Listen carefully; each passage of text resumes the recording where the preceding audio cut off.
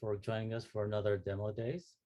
Today we'll be going over something we call change streams. Let me share my screen.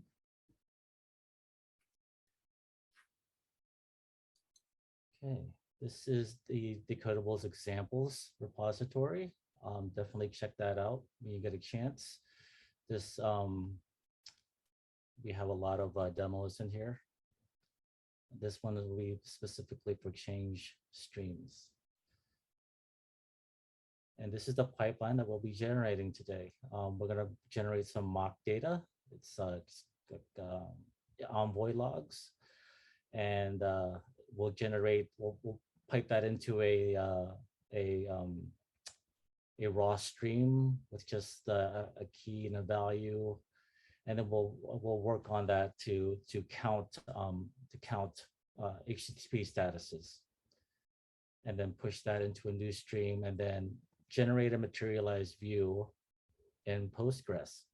And I'll kind of talk about what a materialized view is versus what like an append only table or topic is.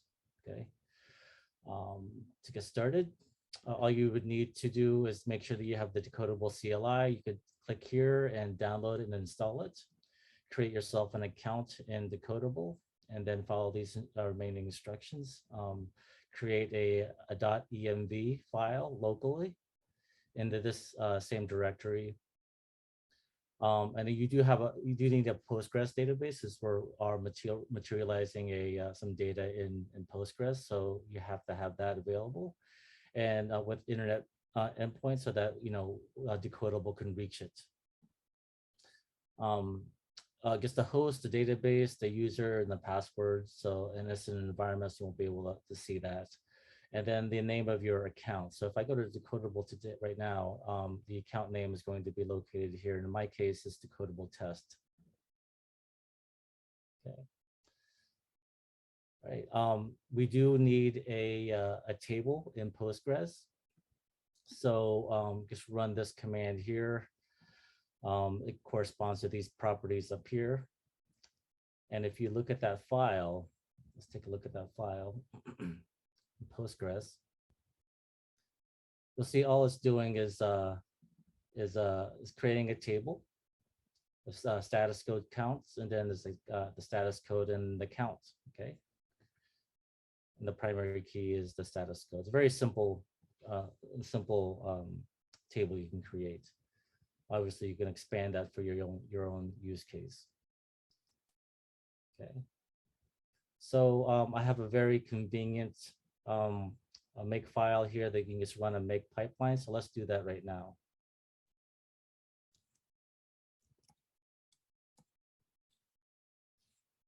And we'll watch Decodable. These get created in Decodable. Okay, so let's go back to this.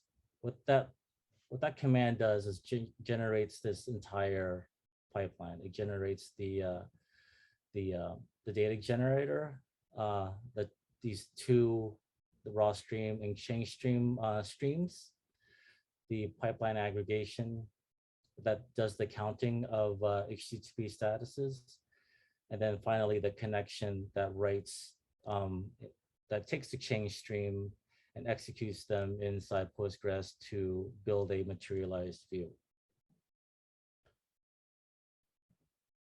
So here are those things. Here's the data generator. This you can see the schema here. And then the Postgres sync. Okay, so let's just let's follow the lineage here. This is the source. This is where the data is coming from, and this is writing to a stream called demo day envoy raw, right? So, and that stream is being read by this pipeline. Okay, this pipeline is going to do this. It's parsing the log, and we are only grabbing one one field out of it, we're casting it as a string, and then we're renaming that field to be status code. And we're counting every instance, grouping by the response code here, which is basically the status code. Okay. Notice there's not a window here, and we'll get to that later. Windows really, they aggregate within a window. Here, what does it mean to be aggregating the entire stream? It's a kind of a hard thing to understand. When you do this on data at rest, it makes obviously sense. You're counting every instance of that of this response code in the entire data set. But in this case, we're doing this on streaming data. So what does that mean? That means that every time we would calculate or get more of these instances, we're creating changes in the stream, or in other words, a change stream, right? So if we go back to here and we look at this data here, let me just start up the pipelines here. Make active.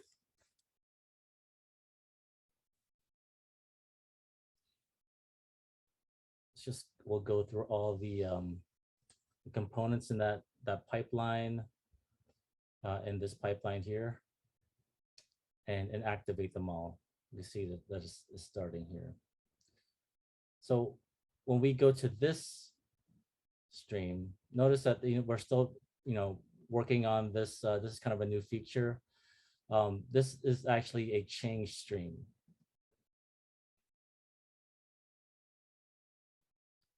Meaning that the data in it isn't just logs, or they represent changes to records in a data set. Okay, and this is its schema. And if we look at the way this is consumed, it's consumed by Postgres that supports these change streams, meaning that it understands that the data represents changes in records and will make those changes specifically to those records in Postgres, right? So if you think of what's happening here, normally when you think of streaming data, you're seeing data move all the time. And then when you look at it, say if I wanted to view that data, you'll see lots and lots of data go by, right? And none of it's really materialized in that materialization, that aggregation is not being implemented or pre-processed or pre-computed, in probably the right term there. Right, so it looks like everything is running. You can see there's records already passing through. So let's look at, I'm going to use DB Visualizer to see what's inside Postgres.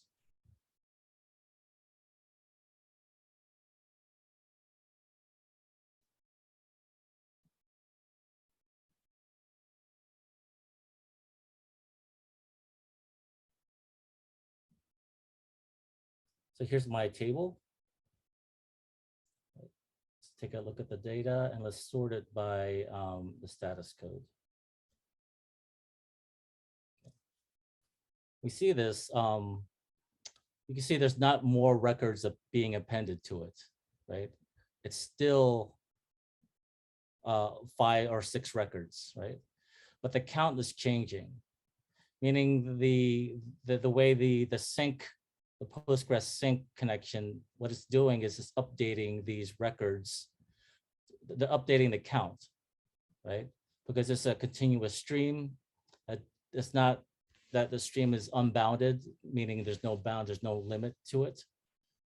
So since the streaming is always sending that update into Postgres, right? If I were to use this on, say, let's go back to our connections. If I were to use another connection here, let's say, I don't know, Confluent Cloud, or let's just say that, and I had these values, I would get an error saying that this connection doesn't support a change stream. Why is that? Because it doesn't really have a way to update those records in the stream, right? It's a very unique concept. There is a difference between the different types of streams that we have here. One, as I mentioned, is this change stream, and one's an append only stream. So if you look at this raw stream here, let's wait for it to preview. You'll see that it's always getting those records all the time. Right? They're logs, right? This is not a change stream. What makes it a change stream is the output of this pipeline. So when we look at the pipeline, the fact that this doesn't have a window in it and is counting means it wants to count the entire stream as it goes by, and that's going to continue to update. So this is by default creates a change stream. And we have to define that change stream here. So when we create a change stream, oops, this goes to the JSON. This is the metadata that we use or the request document we use to create that change stream. There's a field here called type, and is of type upsert. Upsert represents a change stream, meaning you're going to update, insert, and as well delete. So if I were to send like a delete change stream in the feed, then you would also see one of these, that corresponding record be deleted on in this table as well. Okay. So what happens with this document? It gets used in here in the make file, and we generate a change stream here. I'm creating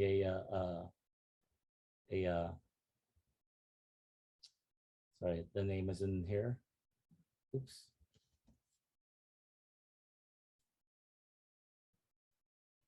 I'm creating this stream here, which corresponds to this stream.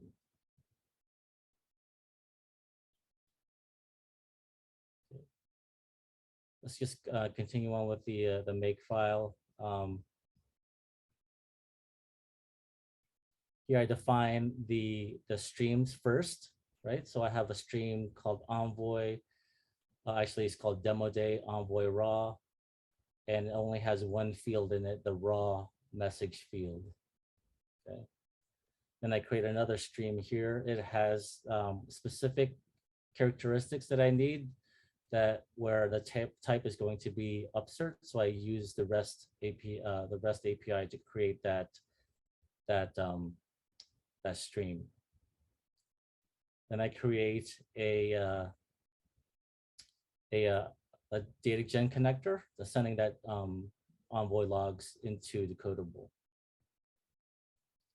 Then I create a Postgres sync. This is the thing that writes into Postgres and creates the materialized view. Okay, it's called demo day Postgres. Here is what's really kind of important. There's a new data type called, well, it's not a data type, but a way to kind of indicate that this is a primary key. That primary key is going to be used to update or perform the upsert in Postgres.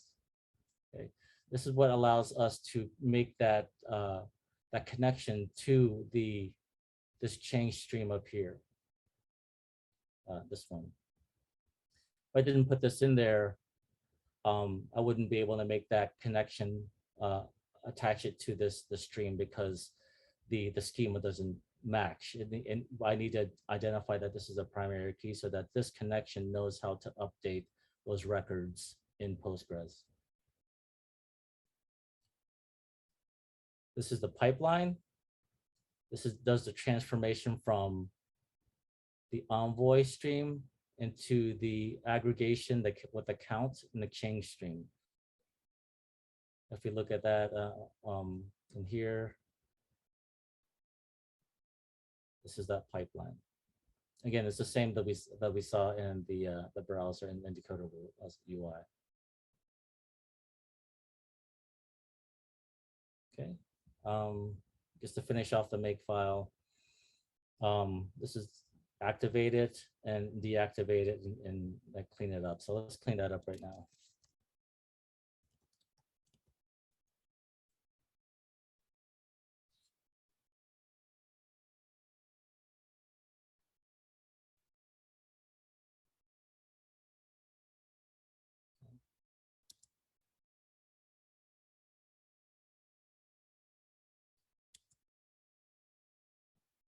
There you go. So you can run this example all locally in your computer.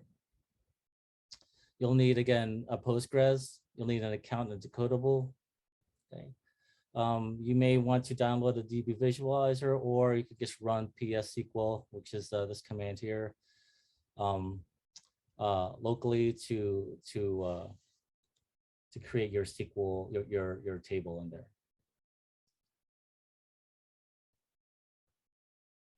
Okay, that's all. If you have any questions, definitely reach out to us, and we'll definitely help you out with any issues that you're running into with your materialized view in Postgres. Thank you.